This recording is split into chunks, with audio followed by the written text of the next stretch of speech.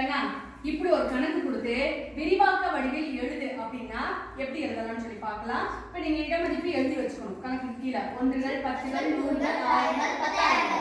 சரி, இப்ப முதல்ல இந்த 6 நம்பர் எடுத்துக்கிறோம். இப்ப 6ங்கிறது 10000. 10000க்கு எத்தனை பூஜ்ஜியம்? 4 பூஜ்ஜியம். அப்ப நீங்க 4 பூஜ்ஜியம் 1 2 3 4 கூட்டல் போடணும். இப்ப நீங்க இப்படி ஞாபகம் வச்சுக்கலாம். 6 போட்ட 6க்கு அப்புறம் எத்தனை எண் இருக்கு? 4 எண் இருக்கு. அதை அப்படியே போடணும். அடுத்து இந்த இரண்டாவது இந்த நம்பர் எடுக்கணும். 3 ஆயிரங்களா? 3 போட்டு எத்தனை எண் இருக்கு? 3க்கு அப்புறம் 1 2 3. அப்ப 1 2 3 3 ஆயிரம் வந்துச்சா? 3000. அடுத்து இந்த 5 அப்படியே கீழே இறக்குங்க. 5க்கு அப்புறம் எத்தனை எண் இருக்கு? 2.